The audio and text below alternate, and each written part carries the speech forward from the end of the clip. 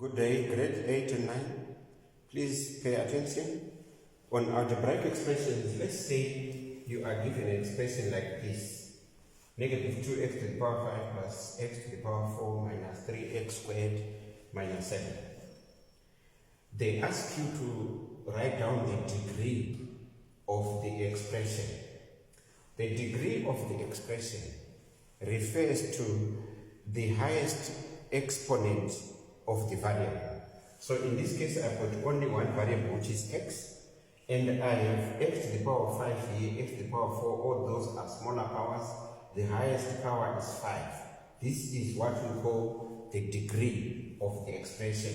So as far as number 1 is concerned, the degree of the expression is 5. Let us look at the coefficients. Negative 2 is the coefficient of x to the power 5. So if they ask you, find the coefficient of x squared, for instance, you look at your x squared. Everything that is pre-multiplying that x squared is what we call the coefficient of x squared.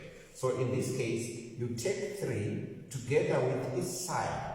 So the coefficient of x cubed squared is negative 2. But let's come to the constant term. The constant term is a term that is purely in numerical form, does not contain x, the variable. So in this case, we see that negative 7 does not contain x. So it's free of the variable. We call that a constant. So the constant here is a negative 7. Please note that we take the number together with the sign before it. Here, the coefficient of x to the power 4 is a positive 1. So you can just write 1. But where there is a negative, you must always indicate that sign there. Okay, so that is A, B, and C. Number of terms. It's a matter of counting. 1, 2, 3, 4 terms. There are 4 terms in that expression. Okay. But what is a bit more complex is an expression of that nature. For instance, to determine the degree of such an expression. So I'm not given which one is the variable, which one is the constant. So we will assume that both x and y are variables.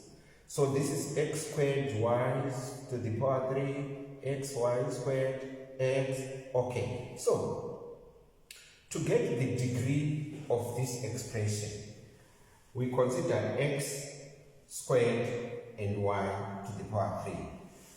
The contribution of x to the degree is 2, and the contribution of y is 3. So they make a total contribution of 5 to this expression. And so if I check here, I see that 5 is the sum of the exponents here. Here I have got exponent 1. Collectively, they will contribute 3. Here 1. So the highest combination of the exponents of the variables is 5. So we take 5 as the degree of this expression.